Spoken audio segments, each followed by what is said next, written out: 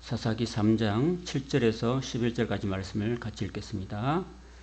이스라엘 자손이 여호와의 목전에 악을 행하여 자기들의 하나님 여호와를 잊어버리고 바알들과 아세라들을 섬긴지라. 여호와께서 이스라엘에게 진노하사 그들을 메소포타미아 왕 구산 리사다임의 손에 파셨으므로 이스라엘 자손이 구산 리사다임을 8년 동안 섬겼더니 이스라엘 자손이 여호와께 부르짖음에 여호와께서 이스라엘 자손을 위하여 한 구원자를 세워 그들을 구원하게 하시니 그는 곧 갈렙의 아우 그나스의 아들 온니엘이라. 여호와의 영이 그에게 임하셨으므로 그가 이스라엘의 사사가 되어 나가서 싸울 때에 여호와께서 메소포타미아 왕 구산 리사다임을 그의 손에 넘겨주심에 온니엘의 손이 구산 리사다임을 이기니라. 그 땅이 평온한 지 40년에 그나스의 아들 온니엘이 죽었더라. 아멘.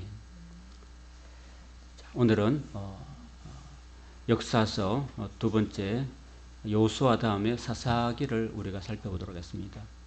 이 사사라는 말은 히브리어로는 쇼페팀이라고 하면서 재판자, 재판하다, 재판하는 사람. 또 어떤 성경에 보면은 판관기라고 되어 있기도 합니다. 판관이라는 것은 재판하는 사람이죠. 혹시 여러분 옛날에 나왔던 드라마 중에서 판관 포청천이란 혹시 드라마 기억하시는지 모르겠습니다. 그 판관입니다. 하나님께서 이런 사사들, 재판자들, 판관자들을 세우셔서 약 360년 동안 사사시대를 이끌으셨습니다. 이 사사기가 등장하는 배경을 다시 보면은 먼저 우리가 출애굽한 이스라엘 민족들이 광야에 40년 동안을 지나면서 20세 이상으로 출애굽했던 모든 사람들이 광야에서 불신앙으로 다 멸망을 당했습니다. 그리고 모세, 여호수아의 생존 기간에는 그나마 신앙을 유지했었습니다. 그렇지만 여호수아가 죽은 후에 사무엘이 나타날 때까지 약 360년 동안 사사들이 등장해서 활동했지만은 이스라엘은 여전히 영적인 종교 암흑기를 맞았습니다. 이 사사기를 통해서 우리가 살펴볼 수 있는 것은 왜 영적인 그런 어두운 시기를 초래했는가, 그 근본 원인이 무엇인가라는 것을 우리가 살피고 넘어가는 것이 사사기의 과제라고 할 수 있습니다. 그러면 왜 사사시대 때 영적인 종교 암흑기가 초래되었는가 하는 것을 우리가 살펴봐야 되는데 한 6가지 정도로 잠깐 살펴보겠습니다. 모세가 죽고 난 다음에 여호수아가 지도자가 되어서 요단강을 건너고 여리고성을 점령하고 아이성을 점령하면서 요단 중부 가나안 중부 전투, 남부 전투, 북부 전투를 하면서 가나안 땅을 다 차지하게 됐습니다. 100% 차지한 건 아닙니다. 그 중에 거민 일부를 남겨둔 채로 그 땅을 차지하게 됐는데 그 땅을 차지하기 전까지는 이스라엘 전체가 하나의 공동체가 되어서 모든 민족들을 정복했습니다. 그러나 이후에는 땅을 각기 지파별로 다 나누어졌습니다.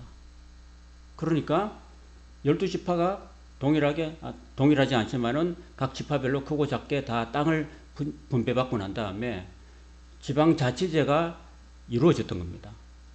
너네 땅은 너네들이 지켜라. 우리 땅은 우리가 지킬게. 라는 그런 식으로 된 거죠. 그러니까 만약에 예를 들어서 이스라엘에 북부가 있고 중부가 있고 남부가 있는데 주로 북부에서 많은 외적들이 내려옵니다. 그런데 안타깝게도 북부의 지방에 차지했던 그런 지파는 약한 지파였습니다. 그러니까 북쪽에서 적군들이 내려오거나 동쪽에서 적군들이 내려오거나 이래 할 때는 이 변방했던 그런 지파들이 약했을 때는 다 이렇게 고통을 당할 수밖에 없었던 거죠. 니네들이 니네 성을 지켜라 했기 때문에 이스라엘 전체가 함께 협력하지 못하고 힘이 분산된 거죠.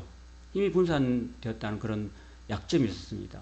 그래서 자꾸 침탈당하고 또 빼앗기고 아픔을 겪게 되고 하면서 힘이 자꾸 분산되었던 그게 주요 원인이라고 하셨습니다. 그리고 가난한 사람을 12지파가 공격할 때 완전히 쫓아내지 못했다는 것이었습니다.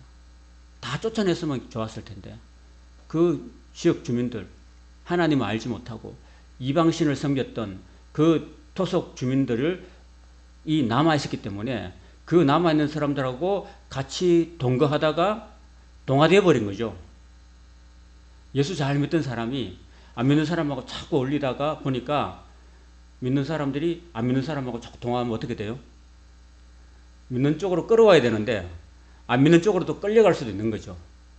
그런데 술 안 먹던 친구가 안 믿는 사람하고 만나다 보니까 자꾸 술을 한 잔, 두 잔 하게 되고 또 안 좋은 일에 또 나가게 되고 또 가지 말아야 될 곳이 자꾸 가게 되고 이런 식으로 하다 보니까 결국은 그 가나안에 남아있던 그 사람들과 동화되고 그 사람들이 섬기는 우상도 같이 섬기게 되고 그 가나안 사람들하고 같이 결혼하게 되고 또 결혼함으로써 그 결혼했던 그 배우자가 섬기는 그런 이방 신상을 섬기게 되고 하나님을 떠나게 되는, 그래서 하나님의 진노를 가져오는 그런 일들을 겪게 되었다라는 것입니다. 그래서 하나님께서는 그걸 참 염려하셨어요. 하나님은 어찌하였건 너희들이 가나안 족속을 완전히 다 멸하고 그리고 결혼도 하나님을 경외하는 사람들하고 해라. 하나님을 경외하지 않는 사람하고 결혼하면 자연히 그쪽으로 따라갈 수밖에 없는 처지다. 믿는 처녀가 안 믿는 총각하고 만나서 결혼하면은 이 결혼 생활이, 신앙 생활이 평탄하지 못해요. 주일날 이 신부는 자꾸 교회를 가야 되는데 신랑은 교회를 못 가게 만들어요. 자꾸 우리 산으로 들러 바다로 가자고. 자꾸 그러면은 이게 하루 이틀이지 어떻게 돼요? 결혼 하루 이틀하고 말 게 아니잖아요. 그 생활이 지속되기 힘들고 그래서 이게 코드가 안 맞아요. 그래서 신앙생활을 굉장히 힘들게 되고 또 신랑 집에 시댁에 제사가 있다면은 그 제사를 다 가서 모셔야 되고 그런 어려움과 아픔이 있습니다. 그런 게 우리 주변에 좀 많죠. 그래서 저도 그런 생각이 들어요. 우리 딸을 안 믿는 그런 배우자하고 결혼시키고 싶지 않아요. 왜냐하면 그게 고생길이고 또 신앙생활하는데 굉장히 또 걸림돌이 되고 하니까 그게 어떻게 보면 영적인 굉장히 큰 싸움이 되는 거죠. 그걸 정말 이길 수 있는, 그 시댁 식구들을 다 전도할 수 있는, 남편을 비롯해서 시댁 모든 식구들을 전도할 수 있는 그런 강력한 영적인 싸움을 감당할 각오가 없다면은 아무리 좀 사랑해도 여러분 사랑도요, 이 신앙적인 코드가 맞아야 좀 사랑이 돼요. 신앙적인 코드가 안 맞으면 사랑이 잘 쉽지가 않다니까요. 그걸 젊은 여성들이나 총각들이 잘 모른다니까. 모르고 큰 코 다칩니다.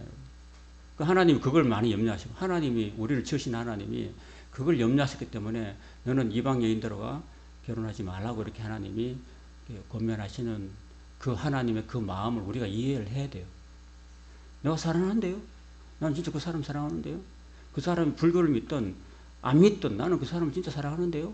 그래서 사랑해가지고 결혼한 사람 많은데 결국은 큰 코 다치는 경우가 참 많습니다. 그래서 깨지고 눈물 흘리고 하나님 떠나고 그런 경우가 참 많고 이런 게 참 우리 삶의 현실입니다. 그런 걸 하나님이 이 사사기를 통해서 우리에게 보여주고 있어요. 그리고 여호수아라든지 갈렙이라든지 이런 하나님의 구원 역사를 경험했던 그런 목격자들이 계속 살아요. 그들도 일정 기간이 되면 다 하나님 부르심 받고 다 세상을 떠나잖아요. 그 구원 역사의 목격자들이 하나둘씩 다 사라지고 맙니다. 그러면은 새로 난 그런 2세, 3세들은, 가나안 3세, 4세들은 하나님이 누군지를 모른다니까요. 하나님이 누군지 모르니까, 당연히 모르니까 안 섬기게 되고 하나님을 섬기지 않고 그쪽 가나안 지역에 있는 그런 우상을 섬기게 마련인 거죠. 이런 것들이 계속해서 악순환으로 이어지고 있습니다. 그리고 가장 중요한 거는 우리가 신명기 31장 9절에 13절에 모세를 통해서 하나님이 유언의 말씀을 주셨는데, 하나님께서 모세를 통해서 유언의 말씀 속에서 매 7년 정기면전이라 초막절마다 온 이스라엘 백성들 남녀 유치원생까지 모아서 외국인 타국인까지 모아가지고 그 초막절을 7일 동안에 그 초막을 짓고 하나님 말씀 율법을 낭독해서 이스라엘 모든 사람으로 듣고 가르쳐서 여호와 하나님 경외하기를 배우게 해라고 말씀하셨잖아요. 그죠? 근데 그걸 여호수아가 안 했다니까요. 여호수아는 그저 세상적으로 말하자면은 땅을 얻고 가나안 땅을 정복하고 거기에 온 신경을 쓰고 땅을 분배시킨다고 거기에 온 신경을 쓰다가 죽을 때까지 여호수아가 110세에 죽었는데 젊을 때 40세 때 막 정복 활동을 하다가 이제 정복 활동이 끝났으면은 죽기 전에는 이제 이걸 해봐야 되잖아요. 7년마다 하라고 그랬으니까 해야 되는 거잖아요. 이거 안 했다니까요. 이 성경을 정기적으로 교육하지 않았다. 그것이 결국은 성경을 알지 못하고 성경에 담겨있는 하나님 뜻을 알지 못했고 알지 못했기 때문에 몰랐기 때문에 결국은 하나님을 경외하지 못하고 자연적으로 인간은 타락한 본성 때문에 우상을 섬기고 자기를 섬기고 자기 좋아하는 걸 하고 자기 멋대로 살다가 결국은 하나님의 징벌을 받아서 결국은 영적인 어두움을 초래할 수밖에 없었던 거죠. 그리고 또 여호수아가 후계자를 세우지 않고 죽었습니다. 모세는 자기가 죽기 전에 하나님 이제 제가 죽습니다. 제가 죽기 전에 하나님 저의 뒤를 이어서 이스라엘 백성들을 가르치고 선한 길로 인도하고 할 수 있는 후계자를 하나님 세워달라고 기도를 했습니다. 그래서 하나님께서 그 모세의 수종을 들던 여호수아를 기름 부어 주셔가지고 그에게 성령을 부어 주셔가지고 그를 지도자로 세워줬는데 이 사람은 자기 죽기 전에 안 세웠다니까요. 후계자를 세우지 않았기 때문에 자신의 뒤를 이어서 하나님 말씀을 가르치고 이스라엘 백성들을 바른 길로 인도할 그런 영적 지도자가 세워지지 않아서 결국은 영적 어두움, 종교 암흑기를 우리가 360년이나 이렇게 초래했다는 것입니다. 그 모든 결과들이 다 누구한테 돌아가느냐 하면은 백성들한테 돌아가요. 백성들한테. 지도자가 안 쓰니까 결국은 그 모든 아픔들, 그 영향들이 그 어리석은 백성들한테 다 돌아가고 하나님의 모든 진노의 그 재앙들이 백성들에게 다 돌아갔다는 겁니다. 이걸 사사시대에 이 사사기가 보여주고 있다는 겁니다. 그래서 오늘 우리가 3장 그 7절에 읽었던 거 말씀 보면요. 이스라엘 자손이 여호와의 목전에 악을 행했다는 겁니다. 자기들의 왜 악을 행했을까요? 하나님 경외할 줄 배우지 않았기 때문이에요. 그 교육을 받지 못했습니다, 여러분. 교육이라는 게 굉장히 중요한 거거든요. 우리 교회 나와서 하나님 말씀 교육을 제대로 받지 않으면 마찬가지예요. 자기들의 하나님 여호와를 잊어버렸다는 겁니다. 잊어야 될 걸 잊어야지. 진짜 하나님을 잊어버리면 이건 끝난 건 아닙니까? 인생에서요. 인생에서 하나님을 잊어버리고 산다. 하나님 없이 산다는 것은요. 정말 아무것도 아니에요, 진짜. 그가 돈을 가졌던 권력을 가졌던 하나님을 잊어버리고 하나님을 제껴버리고 하나님 내 삶에서 우리 삶의 참 근원이라는 것을 광야 생활을 통해서 하나님이 그 이스라엘 백성들에게 정말 각인시켜 주셨는데도 불구하고 그들은 하나님을 잊어버렸다는 겁니다. 교육이 없었기 때문에. 그 교육을 하지 않은 그런 지도자들의 그 책임이 큰 거예요, 여러분.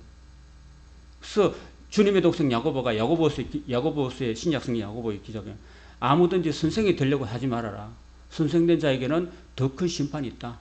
메이정 크리마, 메이지급 심판이 있다. 그런 이야기를 하잖아요. 그래서 이 가르치는 일의 사역이 굉장히 중요하다. 안 가르치면은 못 가르치든지 안 가르치든지 잘못 가르치든지 이렇게 하면은 그 책임이 지도자한테 다 가는 겁니다.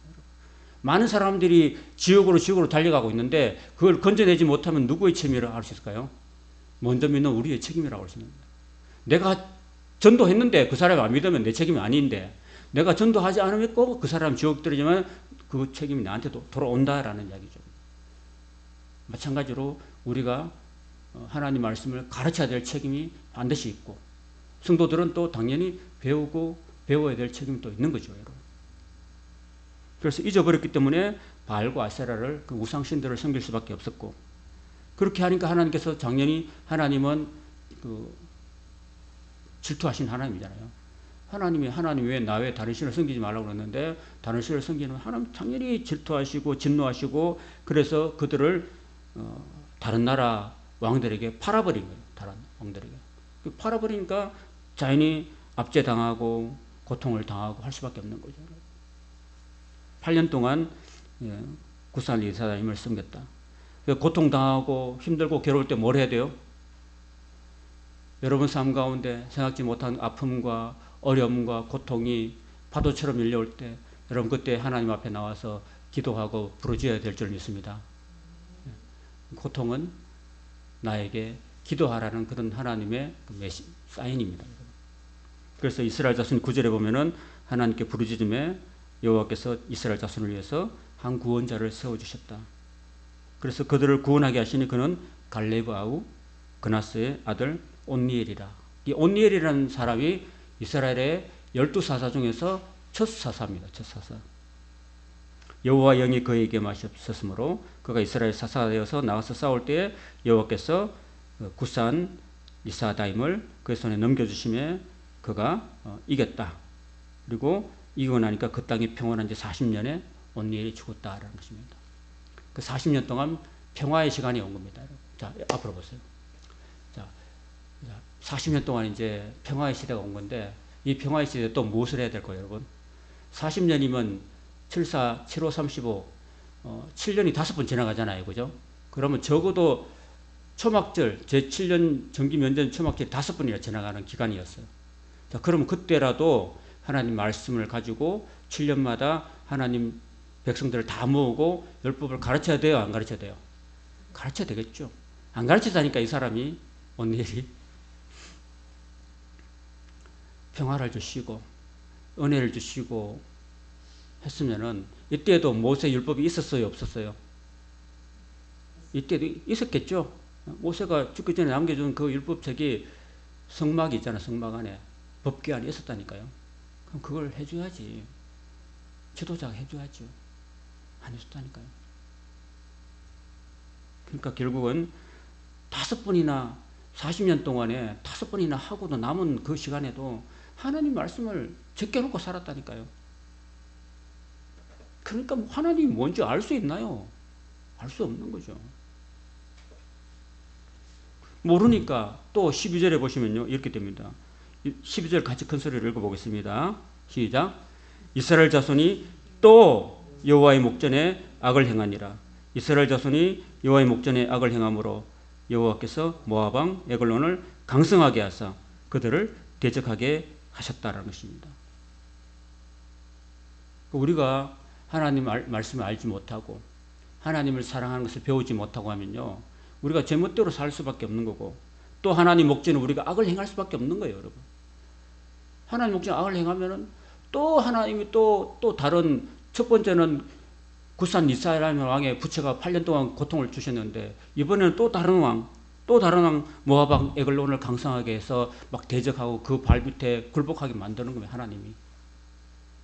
우리가 인생을 살면서 우리 자신을 돌아보지 않고 내 자신이 지금 바르게 살고 있는가 하나님 말씀대로 살고 있는가를 돌아보지 않고 그냥 막 산다면은 그게 하나님의 그 마음을 아프게 할 수도 있는 거고 하나님을 떠난 우리의 삶을 하나님이 징벌 하십니다. 그래서 저주가 아니라 하나님은 가끔씩 우리에게 이런 징계의 매를 대시기도 합니다. 그럴 때는 또 어떻게 해야 돼요? 아까와 같이 또 하나님 앞에 나와서 부르짖어야지. 또 하나님 제가 잘못했습니다. 자신을 돌아보고 제가 이렇게 하나님을 멀리 떠나고 하나님을 제대로 알지 못하고 하나님을 제대로 바르게 섬기지 못해서 이런 고통이 왔음을 깨닫습니다. 하나님 저희 죄를 용서해 주십시오 라고 하나님 앞에 나와서 기도하고 회개해야 되죠. 그래야 하나님 또 건져주시잖아요. 그런 것들이 계속해서 이스라엘의 그 사사시대를 통해서 반복되고 있습니다. 사사기를 1장부터 21장까지 우리가 읽어볼 수 있는데 1장에 보면 가나안 족속들을 완전히 쫓아지 못했다는 이야기를 하고 있고요. 그 다음에 오늘 2장에 보면 아까 지나갔지만 불순종이 계속해서 반복됩니다.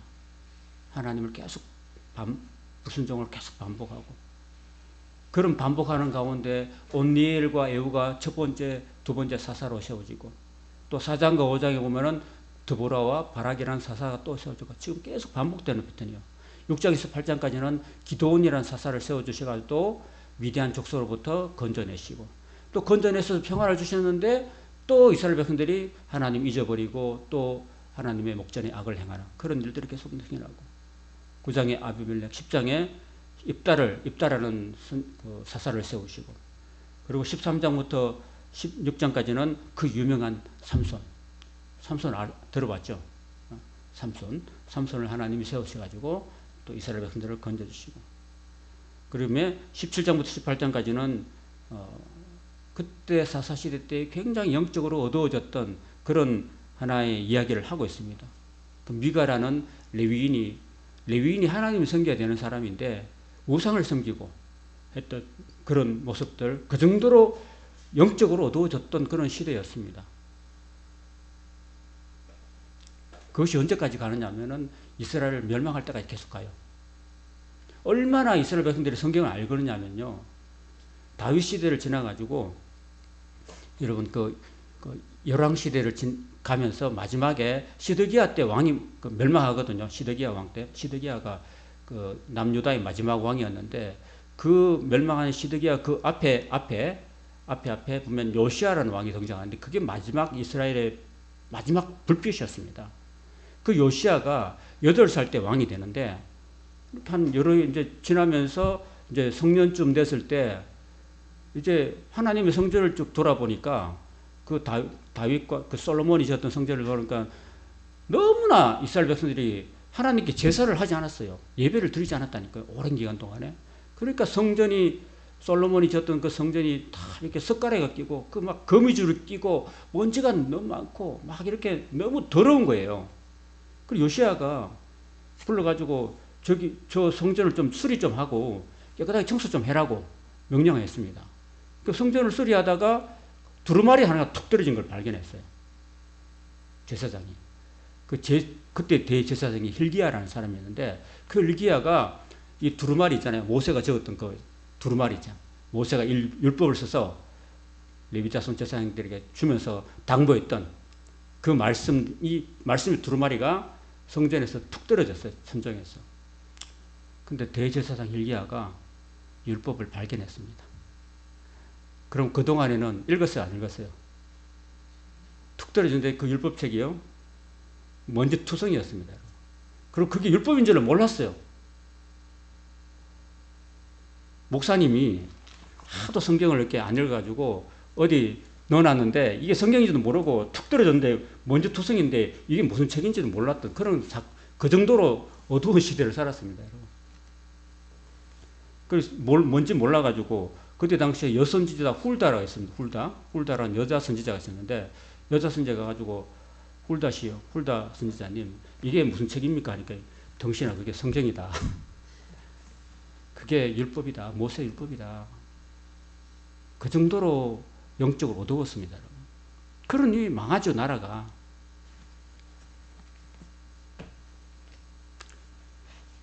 그리고 19장에서 21장까지는 그 레위 사람 등장하는데 레위 사람이 첩을 가져야 됩니까? 안 가져야 됩니까? 레위인하고 결혼해야 되는데 레위인이 이방 여인과 결혼했고 뿐만 아니라 첩을 가졌대요. 또 첩을. 그 정도로 굉장히 어두운 시대였습니다. 오늘날 목사님이 사모님 있는데도 불구하고 또 딴 부인을 또 둔 거예요. 그 똑같은 겁니다. 이게 완전히 그냥 뭐 성적으로 물러나고 타락할 대로 타락한 그 시대, 사사시대를 보여주고 있습니다. 여러분. 제가 이렇게 설명하고 난 다음에 여러분이 집에 가셔서 이걸 보면서 사사기를 한번 읽어보십시오. 그 레위 사람이 그 첩을 뒀는데 그 첩이 첩과의 관계에 이런 이야기를 하면서 그게 그 한 사람의 문제, 레위인이 첩한 하를 데리고 이렇게 나오는 그 문제가 이스라엘 전체의 문제가 돼가지고 정말 베냐민 지파가 하나의 지파가 골이 날 정도로 큰 내부 전쟁이 일어날 정도의 큰 문제가 됐다는 것을 보여주고 있습니다. 이 모든 것들이 어디 있느냐 원인이 하나님 말씀을 제대로 안 가르치고 못 가르치고 또 못 배웠다는 겁니다. 그래서 하나님 경외하는 걸 몰랐기 때문에 이스라엘 역사가 어둠의 역사였다라는 것을 보여주고 있는 것입니다. 그래서 여러분 이 사사시대의 어떤 패턴이 악순환이 고리가 있어요. 제일 처음에는요. 이렇게 가장 근본적인 원인은 신명기 31장 9절에 13절에 있는 하나님 말씀을 7년마다 백성들에게 가르쳐라. 그거 안 가르친 게 가장 문제였고요. 그러니까 안 가르치니까 하나님 경외할 줄 모르잖아요. 그러니까 그 하나님 경외하지 못하고 여호와의 목전에 악을 행했다. 죄를 저질렀다는 것이 먼저 첫 번째입니다. 죄를. 그 죄를 저지르니까 하나님이 진노하시고, 그리고 이웃 왕들을 세워가지고 대적자를 강성하게 만들어가지고 압제를 당하게 만듭니다. 압제를 당하고 7년이나 10년이나 20년이나 계속 압제를 당하니까 하나님께 부르짖어서 하나님 우리를 살려주십시오, 살려주십시오 하고 하나님께 매달리고 기도하니까, 간구하니까 하나님께서 그때 간구를 들으시고 구원자를 이렇게 세워주십니다. 그 구원자를 세워주신 이들이 바로 사사들입니다. 사사들, 쇼페팀. 그래서 사사들은 12사사가 정도가 있는데요. 첫 번째는 온니엘, 에훗, 삼갈, 드보라, 기드온, 돌라, 야엘, 입다, 입산, 엘론, 압돈, 삼손까지 12사사를 하나님이 세워주십니다. 그 이제 사무엘이 등장하기 전까지 이런 360년 동안의 어둠의 시간들이 계속해서 돌아가고 있습니다. 그래서 사사들을 세워서 구원해 주시면은 얼마 동안 평안하다가 하나님을 망각해 버린 거예요. 망각해 가지고 또 다시 여호와의 목전에 죄악을 저지르는 그런 것들이 사사시대 360년 동안 악순환을 되풀이하는 그런 역사였습니다. 그게 사사시대였습니다. 그 사사시대가 참 이렇게 설교하기도 힘들고 읽기도 싫고 그래요. 내용들이 다 어두움의 내용이니까. 그래서 이스라엘 사사들이 쭉 나오는데, 그래서 7차례 등장하는데 사사기 3장 1절에서 11절 보면은 똑같이 반복되는 게 그들이 여호와의 목전에 악을 행했다. 여호와를 잊어버렸다. 바알과 아세라를 섬겼다. 여호와의 목전에 악을 행했다. 여호와의 목전에 악을 행했다. 여호와의 목전에 악을 행했다. 바알을 엄난하기 위했다. 바알 그리스를 신으로 삼고 하나님을 기억지 않았다. 여호와의 목전에 악을 행하고 다른 신을 섬기고 여호와를 버려서 그를 섬기지 아니했고 여호와의 목전에 악을 행했다. 이 다 이렇게 이런 것들이 계속해서 또라는 말이 계속 나오고 있고요. 그 하나님께서 대적자를 세웁니다. 그래서 이렇게 오늘 아까 읽었던 3장 7절에 보면 메소포타미아 왕 구산 리사다임을, 그래서 메소포타미아 어디인 줄 아세요? 이스라엘 저 북쪽에서 저 넘어 있는 그런 큰 나라예요. 저 큰 나라에서 하나님이 그 강성한 왕을 불러가지고 이스라엘을 지배하게 만들어가지고 압제시켜서 8년 동안 괴롭게 만드는. 그래서 그때 처음으로 온니엘이라는 사사를 딱 세워가지고 회복시켜 주시고 구원시켜 주시고 40년 동안 평안을 주시고, 그 다음에 모압의 에글론을 대적자로 세우고 18년 동안이나 계속해서 압제를 당하다가 또 하나님이 에훗과 삼갈을 통해서 80년 평화기간을 주시고, 이런 식으로 계속해서 돌아가는 그런 패턴이 바로 사사시대의 패턴이라고 할 수 있습니다. 결론적으로는 우리가 성경과 역사를 통한 정기적인 하나님 말씀 교육이 없었다는 것이 가장 큰 문제였습니다. 여러분, 오늘 우리 교회, 한국교회가 굉장히 많이 부흥했잖아요. 그죠? 한국교회는 선교 한 100년을 좀 넘겼습니다. 그런데 가장 폭발적으로 부흥을 했는데, 정말 지금 오늘 이 시대에 돌아보면은 한국교회가 세상 사람들로부터 지금 존경을 받고 있어요? 지금 비난을 받고 있습니까? 손가락질을 당하고 있습니까? 여러분 어떻게 생각하세요? 존경을 받지 못하고 칭송을 받지 못하고 손가락질을 당하고 욕을 받고 있고, 또 무슨 문제가 생기면 아무개 목사 이런 사람들 막 성적으로 성적으로 타락하고 성적으로 몰락했다 이런 것만 자꾸 나오죠. 그죠? 이런 것들을 좀 보면은 정말 한국교회가 너무나 지금 지도자들이 많이 타락하고, 또 성도들이 성도다운 삶을 살지 못하고 세상에 나가서 성도하고 세상 사람하고 구별이 안 될 정도로 그렇게 살아가고 있는 거예요. 똑같이 술 마시고 똑같이 세상 욕심 다 가지고 있고, 성도들은 한 가지 욕심 더 있죠. 천국 갈 욕심하고. 세상 사람들 이왕 베리몸하고 천국에 산 소망을 얻는데 우리는 또 욕심 하나 더 붙이고 살고 있어요. 이런 모습들이 오늘 우리의 모습이 아닌가. 정말 우리는 이 사사시대의 어두움의 시대를 오늘 우리가 지금 살아가고 있지 않는가 라는 생각을 한번 해봅니다.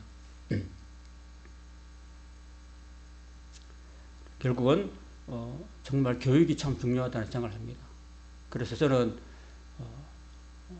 우리 교회가 다른 교회하고 여러분들이 그런 생각을 하십시오. 우리 교회는 저는 그렇게 생각해요. 저는 말씀을 맡은 그런 주의 종이잖아요. 만약에 예를 들어서 어떤 학교에 고등학교에 수학 선생님이 있다고 칩시다. 그럼 수학은 뭐 1차 방정식, 덧셈, 꼴셈, 뺄셈 이런 4층 연산의 기본을 해가지고 2차 방정식, 3차 방정식, 그 다음에 뭐 기하, 함수, 확률, 통계, 뭐 수학의 전 분야를 다 가르쳐야 되잖아요. 그죠? 만약에 어떤 선생님이 수학을 맡았다면은 그 수학을 단계적으로 처음부터 끝까지 다 가르쳐야 되는 책임이 있잖아요. 그죠? 근데 오늘 목회자들 보면요. 구약을 안 가르치는 그런 목회자들 많고 또 안 가르치는 그런 성경도 많아요. 그런 목회자로서의 책임을 다하지 못한 거잖아요. 그죠? 그래서 저는 그렇게 생각해요. 저는 창세기부터 요한계시록까지 신구약 66권의 말씀을 목회자는 다 가르쳐야 된다고 생각합니다. 잘 가르치든 못 가르치든 간에 바로 가르쳐야 되고 그걸 성도들이 다 따라와야 된다고 생각해요. 여러분 수학 선생님이 수학을 가르치면 아이들이 대부분 따라와야 되잖아요. 그죠? 학교 출석도 안 하고 성도들이 교회 예배도 참석 안 하고 듣지도 안 하고 배우지도 안 하고 그냥 자기 멋대로 산다면 그 아이는 공부를 잘하지 못하고 그 아이는 대학도 못 들어갈 거잖아요. 분명히. 그죠? 앞길이 뻔하잖아요. 그처럼 우리 성도들도요. 하나님 말씀을 창세기부터 요한계시록까지 7년마다 적어도 한 번씩 읽어가지고 여러분 성경을 7년마다 하나님 읽으라고 했는데 그러면은 그때 당시에는 율법성이었지만 지금은 성경 66권으로 늘어났기 때문에 더 힘들어지겠죠. 그죠? 그러면 여러분 나이 수만큼 성경을 읽으셔야 돼요. 7년마다 한 번 읽어야 되니까 70세 되신 분은 성경을 몇 번 읽어야 정상일까요? 나누기 하면 되겠죠? 70 나누기 7 하면 10번이 나오죠. 내가 지금 나이가 60이다. 그러면은 7, 8이 56. 한 8번 읽어야 돼요. 그죠? 그 남이 나오죠. 신앙생활 아무리 오고 성경을 이렇게 옆에 막 끼고 다니고 모시고 다니고 성경 꼽아놔도 이 성경 말씀을 안 읽으면 안 돼요. 그러니까 계속해서 읽어야 되고 저는 수십 번을 읽었거든요. 수십 번 읽고 수십 번 읽어도 모를 지경인데 아무도 안 읽고 어떻게 성경을 읽겠어? 그 성경 말씀이 하나님인데 태초에 말씀이 계시니라 이 말씀이 하나님과 함께 계셨고 이 말씀이 곧 하나님이라고 요한복음 1장 1절에 말하잖아요. 말씀을 안 읽고 어떻게 하나님을 알아요? 모르잖아요. 내가 하나님 사랑한다고 말을 하고 찬양한다 치더라도 하나님은 뭔지를 알고 사랑해야죠. 안 그래요? 말씀을 읽어야 되죠. 오늘 우리 교회가 대하설교를 통해서 또 성경 강좌를 통해서 신구약 성경 말씀을 계속해서 읽고 묵상하고 나누고 그 안에 있는 하나님을 발견하고 구원의 진리를 발견하고 하나님 우리를 얼마나 사랑했는 걸 깨닫고 닭똥 같은 눈물을 흘려봐야지 진짜 성도가 되는 거예요. 그래요. 그래야지 내가 내 자신의 믿음이 굳세어지고 하나님의 사랑으로 내가 충만해지고 한번 따라 볼까요? 말씀의 충만이 성령의 충만이다. 그렇습니다.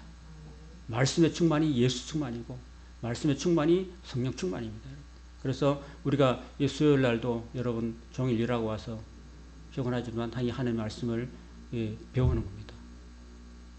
제가 이렇게 가이드를 한 거고 여러분 또 직접 가서 읽어보셔야 돼요.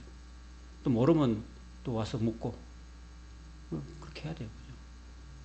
그리고 자꾸 내가 읽어보면서 말씀 속에서 하나님이 깨닫게 하시는 그것도 있고 그래서 말씀 읽으면서 눈물을 흘려봐야지만이 진짜예요. 말씀 읽고 성경 말씀 읽고 한 번도 눈물 안 흘려봤다.